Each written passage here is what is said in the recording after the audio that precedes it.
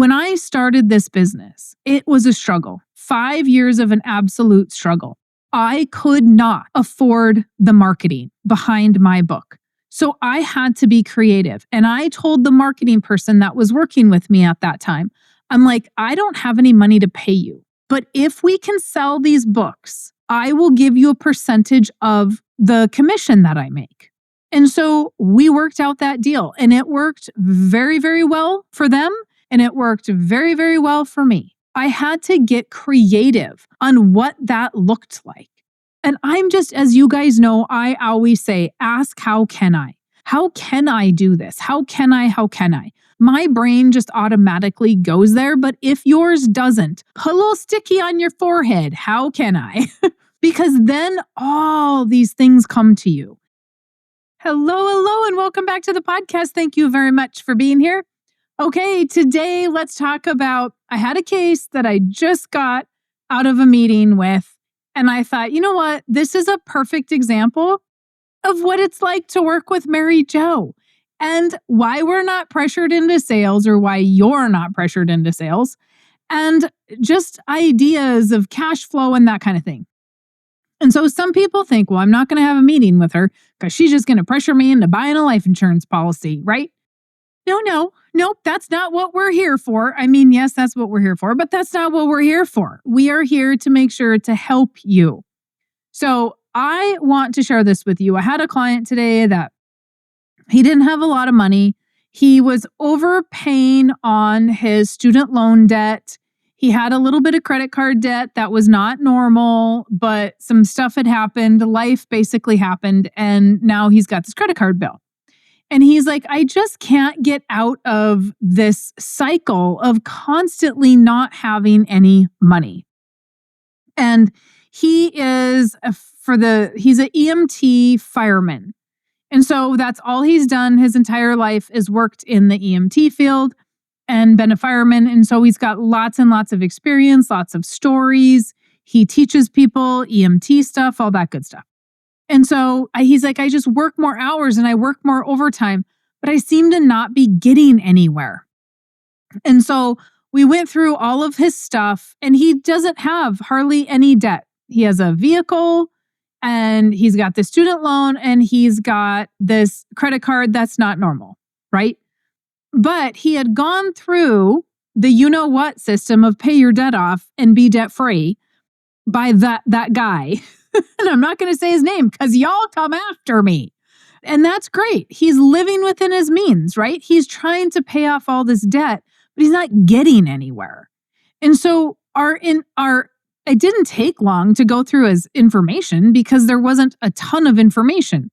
So we spent, I bet, probably 45 minutes just brainstorming ideas of what he can do to create cash flow. Because I told him, I could start a policy for you now, and I could stress your finances even more. You really don't have enough to even capitalize the system. Now, some people are going to argue with me about that. I'm going to have colleagues that probably come after me and say, Mary Jo, what are you doing? Everybody can start. No, they can't. No, they absolutely cannot. I will argue that forever. And so my objective in situations like that is to figure out how we can create cash flow for him outside of a 9-to-5 job. I obviously am very entrepreneurial, and I love to talk about starting businesses for people and give them advice on what I have done that has worked or maybe not worked, or how to use Facebook for marketing, what to do that they're maybe not going to get that advice somewhere else. Someone is going to try to save them, or someone is going to try to sell them marketing, right? Let me do some Facebook marketing for you. Let me take your money that you don't have. And so as we talked about different business ideas for him, I'm like, can you go in and teach classes on EMT stuff? Not just first aid type stuff, but can you go in and teach that? I have heard people on Airbnb podcasts talking about how they go into houses and they make sure that everything is safe so that when they set that house up for visitors, that their fire oh my gosh, fire extinguishers are all set up, that they have fire escape ladders, that they have all of those things. And because I've heard that on a podcast, our Airbnb has fire ladders, fire escape ladders. But at the same time, I'm like, okay, I have these ladders, but do I have the right kind of ladder? Should I have them mounted? People aren't going to even know that they're there, right? They're not going to know how to get out. Do I need to put that on the wall somewhere? I could pay somebody to come in and do that. I would imagine that a lot of Airbnb hosts are going to do that in order to alleviate a lawsuit later. And then he said that he has gone into schools and he has put together first aid kits that have tourniquets in them and all the stuff that is needed should there be a school shooting and lives need to be saved. And he's done it for pennies on the dollar, really, like super, super inexpensive. Every classroom has a survival kit that has good stuff in it. And that really led me then to go, oh, okay, well, I've seen a lot of first aid kits, and those first aid kits have Band-Aids and Neosporin.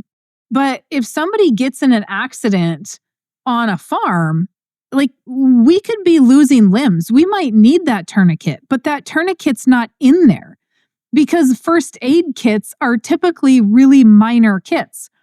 And so I'm like, gosh, could you build these kits and then just sell them? And you could sell them to businesses. You could sell them to schools.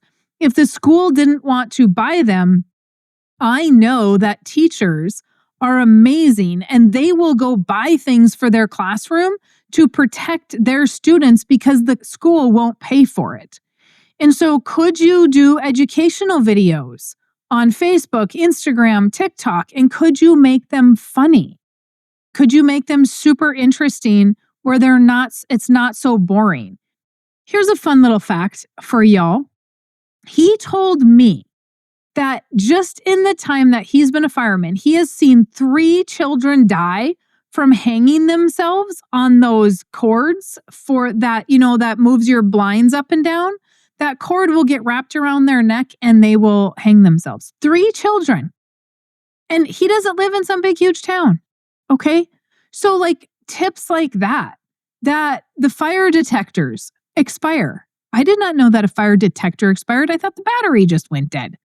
I mean, maybe I knew that, but that's not the first thing I'm looking for when my fire alarm is beeping at me.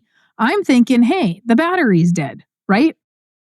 Or I just put a new fire detector in, but that stupid thing is still beeping at me because it's defective or something. What's the leading cause of fires? So we went over a lot of stuff, like how to post on Facebook, how to be consistently posting on Facebook, how to create engagement on social media, and not just Facebook. I shouldn't just say Facebook, but how to create engagement, how to promote himself, how to do things on the cheap. Like, hey, I'm going to start this business. Let's go get a 0% interest credit card, which he did not even know existed. The dude probably has everything paid off to the point where nobody's trying to get anything from him. And so get a 0% interest credit card. And if you're going to make these kits to sell, then can you use that to make the kits and then go out and make the kits? If I'm going to sell to a business, like let's say that I'm going to sell to a HVAC company, or I'm going to sell to just a regular construction company, that would be heavy equipment operators or something of that nature, or a welding company. If I'm going to sell to those type of companies, can we make sure that we have, hey, let's give them a discount. If they have 10 trucks out there, can we sell them 10 of these kits at a discount? And can he have speaking engagements where he's speaking and teaching those things to kids in school? Can he have affiliates where maybe he says, hey, that life vac, I don't know if you guys have seen commercials for that. Like if you're choking, there's this guy that invented this life vac. So you put it over your face and you pull on it and it's supposed to like pull out whatever you're choking on. Can he be an affiliate to sell those to where he's making money because people trust him to sell that product? he had a lot of ideas himself of what he could do because he's in the industry. Obviously, I'm not. So he had some ideas as well, which I thought were phenomenal because I don't know that industry. I only know from my standpoint what would be beneficial for me to use. How do you get your kids to wake up from a fire? How do whatever those things are, he's going to have lots of information. How do we turn that into cash flow and start monetizing that?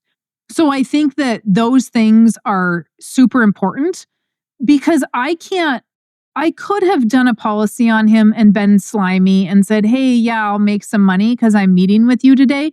But that's not how I work. On the other side of it, I want to help him, give him ideas that he now has to carry through, but give him ideas of things that he can do to create cash flow. And then he's going to have the money to come back and start the policy when the time is right. You guys don't probably know this, but I absolutely love brainstorming ideas with people on how to make businesses work. And I was just talking to one of my friends today and I said, I think if we do X, Y, and Z, it's going to be amazing. And I just automatically think things are going to be pretty amazing. I mean, I do have a lot of discernment to say, nope, that's a really bad idea. But when I look at businesses' success, I just think that businesses can succeed. I automatically think they can. If you tell me, oh, I want to start a window cleaning business, but this market is saturated, I'm going to tell you that is a lie. If you say, I want to start a window cleaning business and you can't make money doing it, I'm going to tell you that is a lie. Because people are going to pay for service, right? They're going to pay because you called them back. I don't care if you're mowing lawns or if you have some extravagant thing that you're doing, people are going to pay for it. I watch all kinds of things online and I love watching metal artists that are welding things. And it's so fun to watch those people that are making these amazing sculptures and how talented they are. And people are paying for that. And someone would say, oh, nobody's going to pay for that. Yes, somebody will, because there are a lot of people in this country that have money. There are people that have lost loved ones to fires and choking or accidents or whatever that is, that are going to be able to relate to what this gentleman is saying. And he's going to be able to go out and do those things. And he doesn't need, here's the thing that's so fun, is he doesn't need anything but his phone and his camera. That's it. He's already got that. That's all he needs. There's free software to edit videos. He's going to need a little bit of cash to put packets together. He might need to find somebody to do a website. But if he doesn't have any money, he doesn't have to pay $1 bazillion to have a website done, right? He can do some of those things in steps. He can hire somebody that's maybe interning to create websites or hire somebody from a college that's building websites and learning so that he has that all done on a dime. When I started this business, it was a struggle. 5 years of an absolute struggle. I could not afford the marketing behind my book. So I had to be creative. And I told the marketing person that was working with me at that time, I'm like, I don't have any money to pay you. But if we can sell these books, I will give you a percentage of the commission that I make. And so we worked out that deal and it worked very, very well for them. And it worked very, very well for me. And so I had to get creative on what that looked like. And and I'm just, as you guys know, I always say, ask, how can I? How can I do this? How can I? My brain just automatically goes there. But if yours doesn't, put a little sticky on your forehead. How can I? Because then all these things come to you. If you are someone like me, which I have found out in my earlier years now, I am a verbal processor. I need to be talking in order to come up with ideas. But I also need to have another human on the other side sometimes to help feed me ideas. And so I can't process quietly. Nothing happens. Okay. Nothing. It's really quite annoying. And if I'm talking to myself, typically nothing happens either. It's really when I talk to somebody else. And so thank God for good friends. So you really have to find out how your brain is processing, how it works. And if you are not an idea person, surround yourself with an idea person. But ultimately, if you're going to own a business at some point, you better have some ideas. You better start listening to marketing stuff. You're going to have to learn that side of the business, regardless if you like it or not, because that's how you're going to get people to come in. Not everybody refers. Now, if this guy is selling packets that have tourniquets and stuff in them, he could go to any kind of a farm show or a construction show or a home show or anything like that. And he could set up a booth and he could be selling those things and he could be teaching people stuff. In that scenario, people are going to, that's a product that people are just like, oh, yep, I don't have one of those. I should have one of those. Great. I even came up with the idea in our meeting that there should be toy fire extinguishers because frankly, I don't know how to use a fire extinguisher. And he said to me, we'll just go buy a $20 or $30 fire extinguisher and just go shoot it. And I thought, well, that's $30. Like at times I'm kind of cheap. I'm like, isn't there a small one? Isn't there one like we could buy for like $5 or $10? And we could try that one out. But it seems wasteful for me that we would use a full-on fire extinguisher. I'm like, why aren't there toys? Why aren't there toy fire extinguishers? And maybe there are. I don't know. I haven't looked yet. But you can guarantee that I will. Because I'm like, there should be like a toy that's like this battery-operated flame. And then a little kid can have this fire extinguisher and be shooting it, right? Like, how fun would that be? Just keep the matches away from these kids, okay? But what a great learning experience for everybody to have this fun fire extinguisher. It's kind of like have you guys seen the salt gun for flies? They make cartridges now. So you can load these cartridges in this gun and then you can like shoot flies. Mm-hmm. They could do all kinds of stuff. I mean, there could be stuff to sell it. You just got to market it right. And then people will buy it. People will buy it because they buy everything. Anywho, so he left without a policy. I gave him lots of ideas, lots of strategies, hoping that he follows through with some of those. And then we see him in another year or two and get him out from where he was because he was in the no debt mindset and he needed to be in the cash flow mindset. So that is what a meeting may look like with me. Not all of them go that way, but sometimes the ideas are coming. If somebody is stuck on the other side, the ideas are coming and I am going to provide as much information as I can because I want to see you be successful. I want to see you create cash flow, all the things. And then if you can start a policy and it's a right fit, you start a policy. Otherwise, I made a new friend in another part of the country. So anywho, hopefully that helps you. I just thought it was a fun story because there's not a lot. Here's the other thing. There's not a lot of people out there that think like that. They're like, oh, I'm an agent. I can teach infinite banking or I can sell you a policy, but I'm going to do just that. I'm not going to help you grow your business. I want to help you grow your business because that is what is also exciting to me, along with how to use the policy to help grow your business. And so you're really getting, and Teresa is the exact same way. And so you're really getting people that are just full of ideas that really want to help. And we want to see you be successful. We're not here just to sell you something and walk away. So anyway, hope that helps. You guys, thanks for being here. If you've not gotten the book, you know the routine. Go to withoutthebank.com, grab your book, email us if you have questions, set up your appointment. Let's see if we can help you, and then we'll go from there. But otherwise, you have a fantastic rest of your day.